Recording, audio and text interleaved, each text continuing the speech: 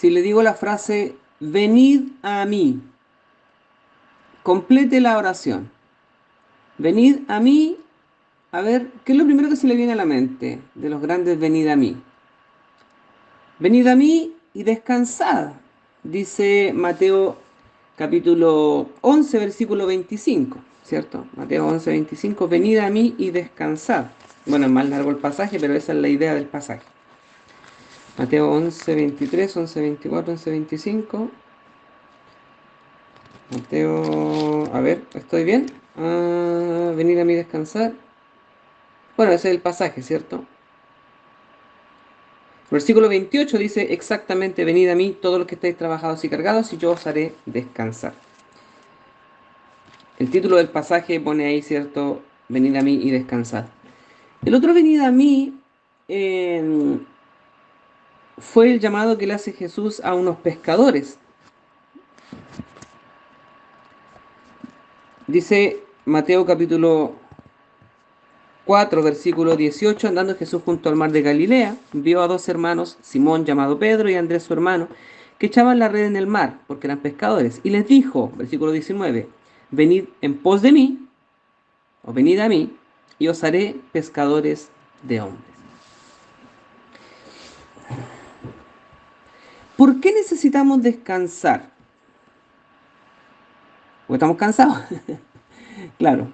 Eh, yo me voy a descansar en las noches y trato de acostarme temprano, ¿ya? Porque necesito descansar, porque el día siguiente me tengo que levantar a trabajar. Así que descanso para trabajar. Y descanso también porque estoy cansado de un día de trabajo. No descanso sin haber hecho nada. Bueno, en algunos casos sí, cierto, uno se va a echar, decimos nosotros, cierto, a echar una siestecita de repente, tal vez sin haber hecho nada durante el día. Y es genial de repente tener un día entero para flojear, decimos nosotros. Bueno, la palabra del Señor nos dice, venid a mí y flojear. No dice eso la Biblia, ¿cierto? Dice, venid a mí y descansad. Y descansar puede tener estas dos visiones, descansar después de un largo día de trabajo, y también cuando nos dicen descansa porque mañana te va a tocar un día bastante pesado. Así que este venid a mí y descansad de Jesús tiene también esta segunda lectura que dice, vengan a mí porque yo los voy a hacer llevar un yugo. Le dice a los pescadores, os haré pescadores de hombres, ¿cierto? Entonces es un llamado al descanso para también estar en condiciones de poder trabajar. El, el estudio de hoy, si pudiera ponerle un título, recibiendo de gracia y dando de gracia o dando con gracia. La vida cristiana, hemos dicho en otras ocasiones, no consiste tan solo en recibir, ¿cierto? Es más, la palabra del Señor dice, más bienaventurado es el que da que el que recibe. Por otro lado, también Jesús en sus discursos, y sus discípulos también lo dirán, el Hijo del Hombre, y podemos nosotros por extensión decir, los hijos de Dios no han sido llamados para ser servidos, sino para servir. Algunas declaraciones que he escuchado a través de los años, en otras iglesias, ¿cierto? No en nuestra iglesia. Dios siempre me da lo que yo le pido. Yo sé que Dios me lo va a dar, yo sé que Dios me va a dar esto. Son lindas declaraciones, ¿cierto? Eh, el otro día, en los estudios anteriores, hablábamos acerca de la medida de la fe. Mucha gente dice, en otras iglesias, obviamente, dice, yo tengo fe en que Dios me va a dar esto, yo tengo fe en que Dios me va a conceder esto otro. Y es interesante, como dirá un hermano también por ahí, ¿cierto? Que el llamado de Dios eh, el llamado que nosotros tenemos y este llamado a la fe, a creer en Dios, más que para recibir cosas, es para hacer cosas. La fe no consiste tanto en creer para recibir cosas, bueno, la salvación se recibe por fe, obviamente, ¿cierto? Es algo que recibimos por fe. Pero la fe, más que para recibir cosas, ya que se ha recibido la cosa principal, que es la salvación, la fe consiste más en hacer cosas. Y es interesante esa lectura o ese análisis que hacemos acerca de la palabra fe. El otro día, el pastor en el sermón de no del domingo, ¿cierto? Que muchos dijeron fue un sermón tremendo, el del domingo pasado que hizo Pablo Mella, el Salón de la Fama. Pero el domingo 17, el pastor hablaba acerca de tener la mente de Jesús. Y en un momento del sermón dijo, la fe no es solo recibir. Y yo lo anoté rápidamente ahí porque dije, esto me va a servir para el estudio de uno de los jueves. Yo siempre, Dios siempre me da lo que yo le pido, le dije hace un rato, es cierto que mucha gente dice. Eh, yo le pido a Dios y Él me lo da. Y la pregunta a la inversa sería, ¿y hago yo todo lo que Dios me pide? Claro, porque uno dice esto. Yo he escuchado a mucha gente en otras iglesias, obviamente, ¿cierto? Por supuesto. Gente que dice, no, yo todo lo que, yo parece que soy regalón de Dios, o regalona de Dios, porque yo todo lo que pido a Dios, Él me lo da. ¡Qué rico! ¡Genial! ¡Estupendo! La pregunta de vuelta sería, hermano, hermana, ¿y y qué cosas te ha pedido Dios a ti? Y probablemente alguno dirá, ¿cierto? No sé, nunca me ha pedido nada, Dios. Me parecería raro, ¿cierto? Eh, entonces, yo notaba unas preguntas. Yo sé que Dios me lo va a dar, Dios siempre me da lo que yo le pido. Y yo decía, ¿en esto consiste la fe? Y cuando leo el Nuevo Testamento, eh, la fe que pedían los discípulos y los seguidores de Jesús era una fe, lo que ellos pedían era convicción, era fortaleza, era fe, era una fuerza ¿para qué? Para predicar con más potencia, con más valor. Pedían fuerza, valor, fortaleza, de nuevo lo dice la palabra. Nosotros no usamos mucho la palabra de nuevo. Eso es lo que pedían ellos. Eh, entonces, volviendo a nuestros estudios anteriores en Romanos capítulo 12, versículos 1 y 2, frente a lo que hemos recibido de parte del Señor, a esta gracia que hemos recibido. ¿Cómo responde usted? ¿Cómo respondo yo a este regalo de la gracia del Señor? Entonces lo que Pablo propone en Romanos capítulo 12 y en muchas de sus cartas, Pablo hace no tan solo un llamado, muchos llamados. Y como siempre le he comentado, hermanos, creo que los sermones del día domingo, los devocionales de la semana, cualquier palabra que usted escuche, una alabanza por aquí, una gratitud por allá, son llamados, llamados, llamados, llamado tras llamado. Cada palabra que sale de los labios de nuestros hermanos y que tiene que ver con el Señor, no es simplemente información. No es que los hermanos y hermanas nos cuenten cosas, o un sermón, o un estudio, o una exhortación de una palabra. No es para que usted simplemente sepa y se informe, sino para que usted y yo tomemos decisiones con respecto a esa información. ¿Qué vamos a hacer con esa información? ¿Qué vamos a hacer con el sermón del día domingo? Que fue un sermón bastante desafiante. Bueno, los últimos sermones han sido muy desafiantes. En rigor, todos los sermones debieran ser desafiantes, si usted me capta la idea. Cada sermón es un llamado. ¿Cómo respondemos a este sermón? ¿Cómo respondo a este llamado? Entonces, Pablo nos hace ahí un tremendo llamado a la dedicación y al servicio como respuesta a la gracia de Dios. Por eso la pregunta es, ¿cómo responde usted a la gracia de Dios? ¿Cómo respondemos a esta gracia que hemos recibido? La palabra del Señor nos dirá, de gracia recibisteis, dad de gracia. Entonces, un llamado a actuar de la misma manera que Dios actúa con nosotros en cuanto a la gracia. Así que Pablo hace este llamado a la dedicación y al servicio en respuesta a la gracia que hemos recibido de parte de Dios.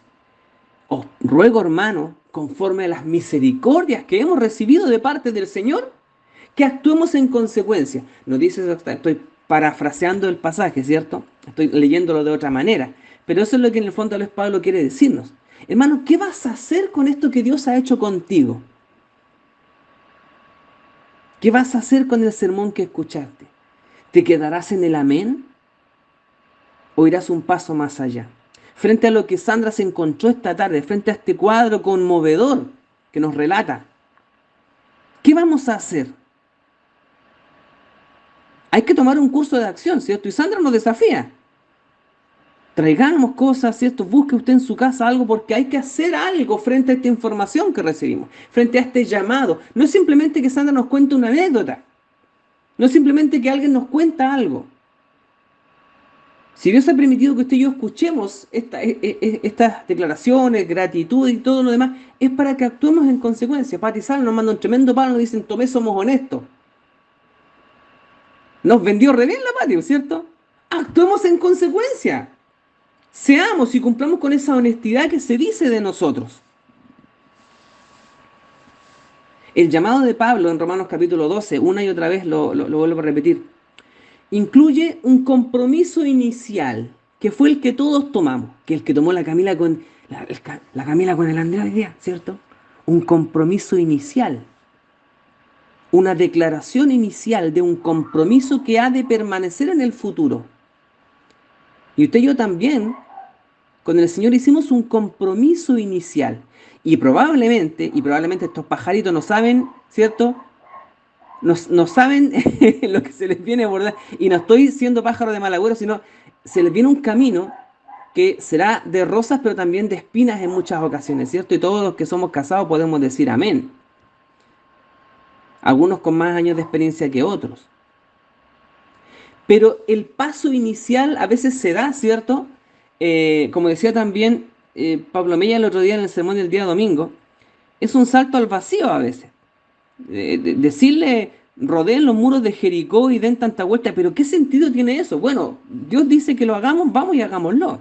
A veces asumimos hacer cosas, pero no somos capaces de medir todas las consecuencias. Pero hay cosas que hay que comprometerse aún sin conocer todas las cosas que van a pasar en el futuro. Tal vez, si a nosotros nos hubieran dicho, mira, saben que a los 5, a los 10, a los 15, a los 20 años de matrimonio van a tener esta crisis, esta otra crisis, esta crisis los va a marcar mucho, les va a pasar esto otro, uno diría ahí cierto frente al juez civil o frente al pastor, diría, ¿sabe qué? Me lo voy a pensar mejor un par de meses más. Uno firma, uno dice sí, acepto, y no sabe lo que va a pasar en el futuro. Pero aún así somos capaces de comprometernos, ¿cierto? Yo fui capaz de comprometerme con Vicky, ella fue capaz de comprometerse conmigo, porque éramos unos tortos los que nos creíamos todos los cuentos que nos inventábamos los uno al otro. Pero Dios ha sido fiel, ¿cierto? Y muchos de nosotros podemos salir adelante también con la ayuda del Señor, aunque también sabemos que hay muchos hermanos y hermanas también que han quedado en el camino en este compromiso, porque somos humanos y nos caemos y fallamos.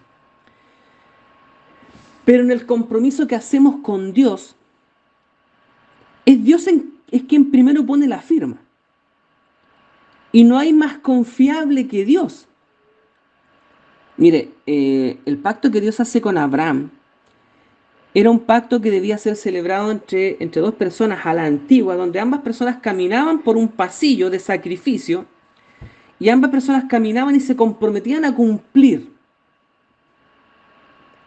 Dios hizo que Abraham se rindiera de cansado tratando de conservar ciertos aspectos del sacrificio. Y cuando Abraham se quedó dormido, entonces recién Dios caminó por este pasillo del pacto. ¿Por qué lo hizo Dios? Porque si yo camino junto con Abraham, no es un pacto de igual a igual.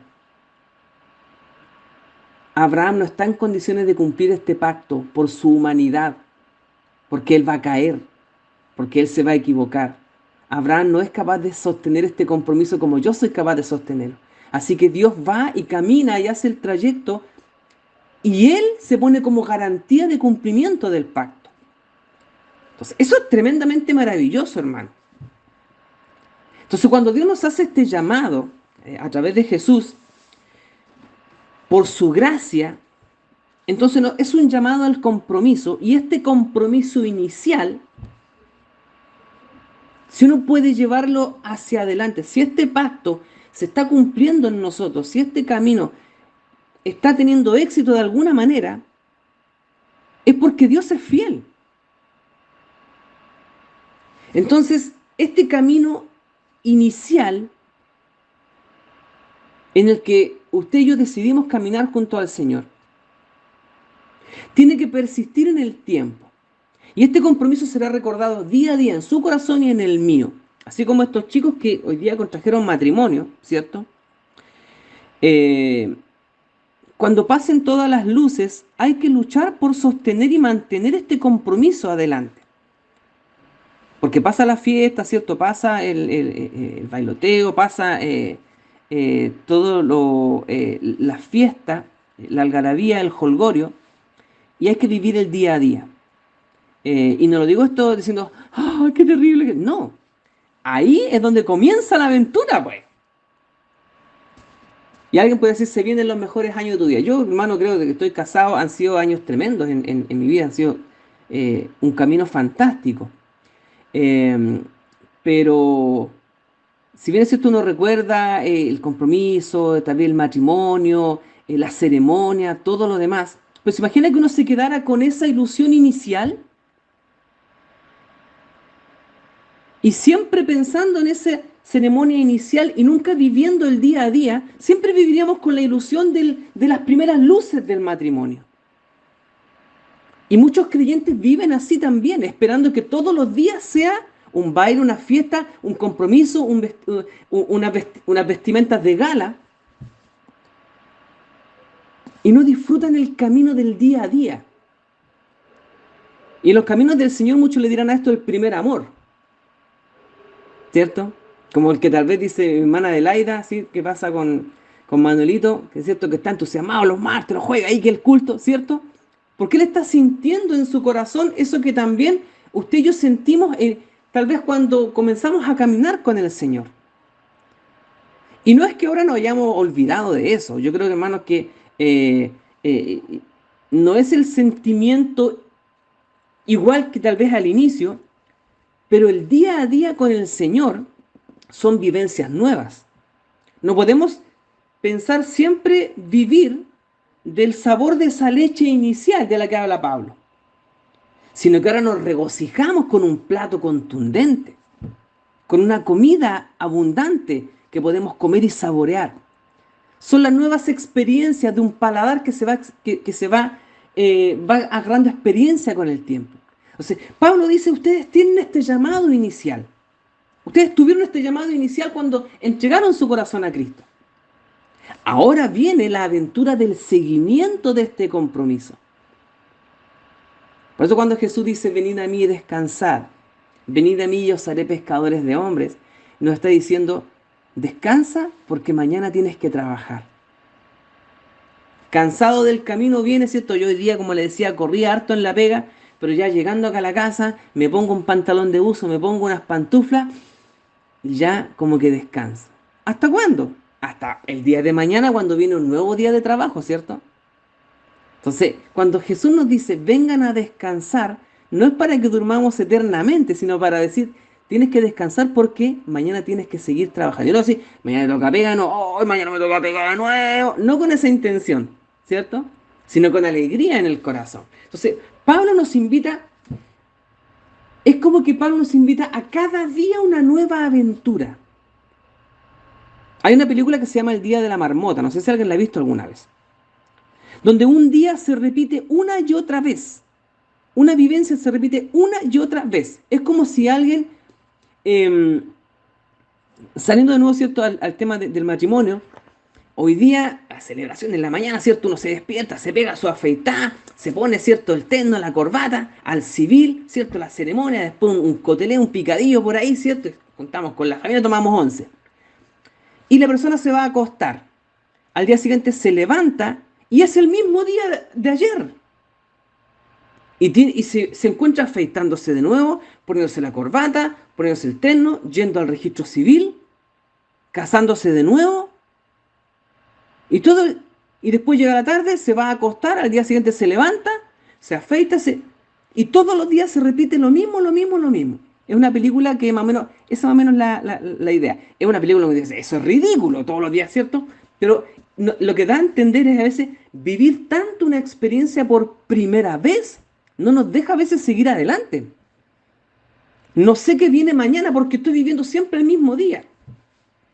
Parte de la invitación que Pablo hace es, no te quedes con ese primer día. Sigue adelante caminando. Hay nuevos desafíos todos los días. Compromiso inicial, pero con un seguimiento en el tiempo. ¿Cómo se hace esto? Eh, Hay trabajos en los que los trabajadores todos los días deben presentarse delante de su jefe, ¿cierto? Para comenzar una nueva jornada, para recibir instrucciones para un nuevo día. Y así hablábamos nosotros hace un par de semanas atrás con el concepto de presentarse delante de Dios. Cuando uno está comenzando en un trabajo, lo más probable es que cometa ciertos errores. Me acuerdo una de las primeras, cuando entré a trabajar aquí en Bellavista, pasó un tiempo y un colega salió con vacaciones y el jefe me dijo, tú te vas a hacer cargo de la pega de esta persona que salió de vacaciones. Yo era pajarito nuevo. Entonces dijo, él te va a preparar para que tú te hagas cargo de lo que él hacía, para que él te enseñe lo que él hacía. Y dije, bueno, estaré una semana con él para aprender el trabajo. Un día de adiestramiento. Y al día siguiente a los leones, al tiro nomás. Hermano, yo ese primer día me quería puro morir. Ese primer día pensé que no iba a terminar nunca. Estaba soltero todavía. Me acuerdo que el segundo día yo llegué a mi casa y estaba mismo, no sé si mi mamá se acordará, pero le dije, mamá, yo no quiero ir más a trabajar, no quiero ir más a trabajar, a eso no, no voy a ser capaz, mamá, si no, no me da el tiempo, empiezo en la mañana, no paro en todo el día. Al día siguiente me presenté nuevamente al trabajo, obviamente no, mi mamá no me decía, no, mijito, no vaya a trabajar, no, tuve que partir de nuevo, no voy a trabajar. Y ya lo que, el correr las 8 horas, y que no me alcanzaba el tiempo, de hecho no corrí 8 horas, corrí 9, 10 horas, tal vez me pasé más de la hora que me tocaba trabajar. Ya al día siguiente empecé a tomar el ritmo. El cuarto día me presenté nuevamente y ya empecé a dominar algunos otros aspectos del trabajo. La desesperación del primer y segundo y tercer día ya empezó a disminuir, la presión, hasta que empecé a tomar el ritmo y empecé a organizar mejor mis tiempos. Pasé de la desesperación al gusto del trabajo. Era un trabajo desafiante, era un trabajo nuevo, era un trabajo que el primer día me quería morir, el segundo día me quería morir, el tercer día también, y a partir del cuarto día recién empecé a entender el trabajo y empecé a organizar mis tiempos. ¿Se imagina que me hubiera rendido al segundo o tercer día? Yo pienso ahora, ¿y si mi mamá me hubiera dicho, mi hijito no va a llamar a trabajar? Pues yo, hermano, yo creo que el segundo día yo estaba llorando, yo era un cabro nomás, y era una desesperación tremenda. No sé si alguien me entenderá, no sé si alguien de ustedes me entenderá, qué sé yo, si alguien ha pasado por esa cuestión así, no sé. Pero a mí me pasó, ya, era demasiado estresante. Pero yo pienso ahora, si en los caminos del Señor uno viviera em, esa presión del día a día, y esa presión nunca se liberase, ¿será que Dios nos quiere tener siempre bajo presión? Llego a la conclusión, después de muchos años de caminar con el Señor, yo entiendo que no es la intención de Dios, es que vivamos achacados por su misión, por la misión de Dios, por el trabajo de Dios, sino que gocemos del trabajo de Dios, gocemos de hacer su voluntad.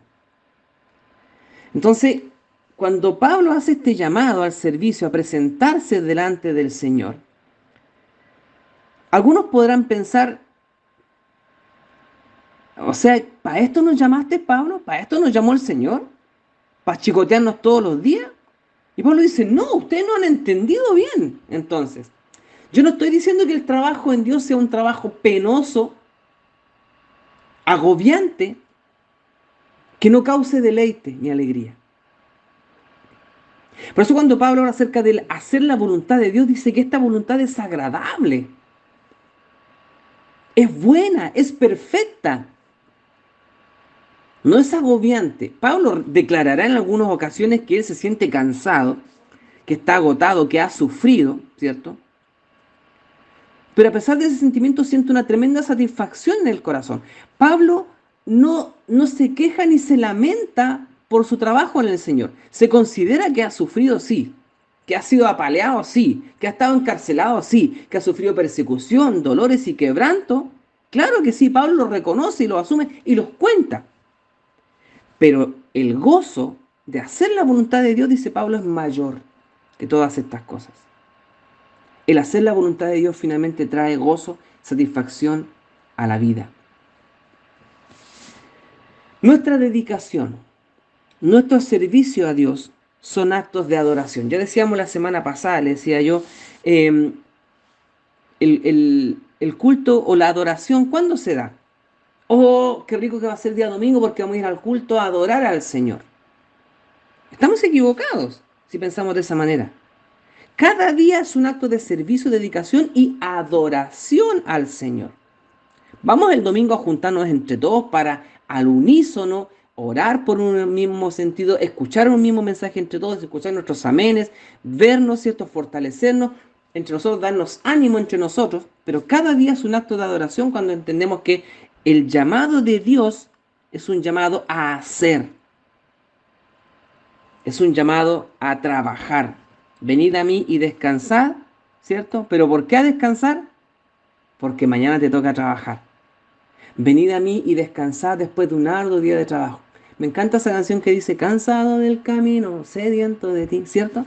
Decía, esa canción se canta y me gustaba a mí, me acuerdo que no sé si en dónde fue, si un video, parece que fue no sé si fue de la UBACH, pastor, que todos los pastores en una convención, creo, cantaron esta alabanza. Y yo decía, wow, escuchar a un montón de pastores que han dedicado su vida a servir al Señor, que guían congregaciones, como nos contaba el pastor Silvio el otro día también, cierto, que a veces se pasan dolores y quebrantos, y escuchar a los pastores cantando este verdadero himno de decirle al Señor, Señor, sumérgeme, necesito ser abrazado por ti. Me he agotado trabajando, Señor, y es un trabajo que me ha desgastado. Sé que es con gozo, no que se estén quejando delante del Señor. Pero la alabanza dice, cansado del camino sediento de ti. Uno puede decir, ¿se está quejando? No, está diciendo, Señor, el trabajar por ti me ha causado muchas veces un cansancio, un agotamiento. Necesito que me sumerjas en el río de tu espíritu para refrescar este corazón que está sediento de ti. Me encanta ese himno, pero me da cosa cantarlo a veces. Porque digo, estaré tan cansado, Señor, estaré tan agotado, o lo que he trabajado por ti ni siquiera me ha corrido una gota de sudor. ¿Mereceré cantar esta canción? Por eso cuando escuchaba a los pastores cantando, no me acuerdo dónde fue que los vi, yo se me emocionaba el corazón. Y dice, chuta, ahí sí que hay harta pega.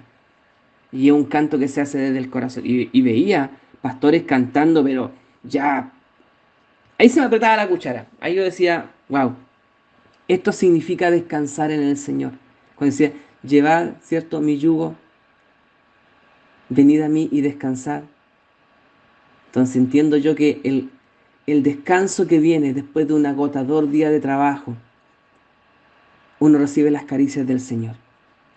Eh, no hay cama más calentita y descanso más agradable después de haberse sacado la mugre un día de trabajo, ¿cierto? Llegar a la casa, pegarse una duchita, comerse un plato de comida tal vez y después irse al descanso.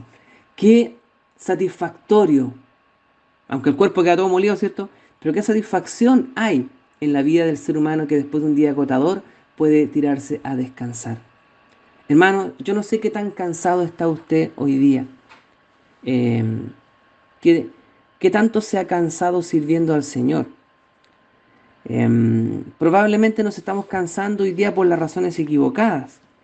Tal vez estamos desgastando el cuerpo y entregándole el cuerpo a cosas que tal vez no honran al Señor. Eh,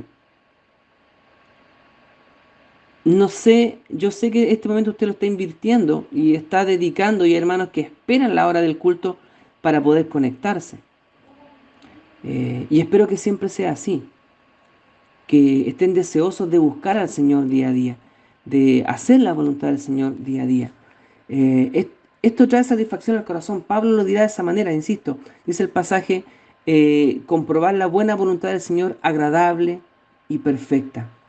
Yo creo, hermano, que usted pueda sentir en su corazón eh, que, que Dios nos está llamando a sentir satisfacción en el servicio, en sentir felicidad por servirle. No sentir una carga pesada, sino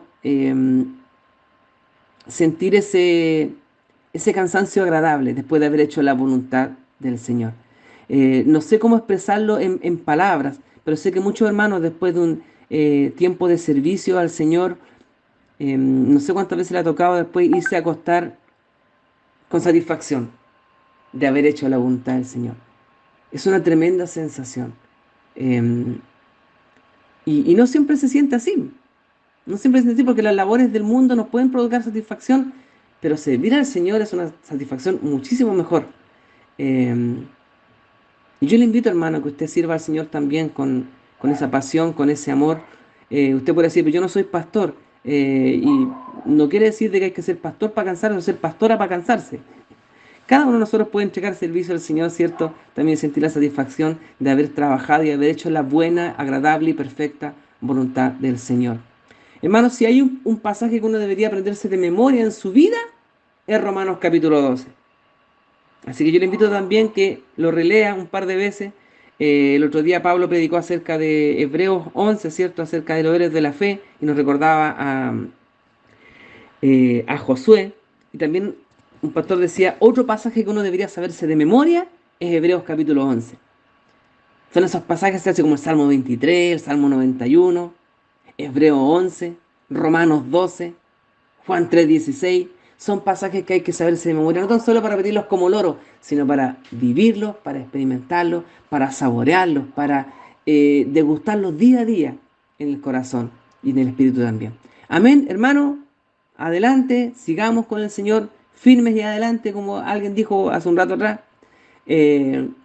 porque el Señor va con nosotros. Amén.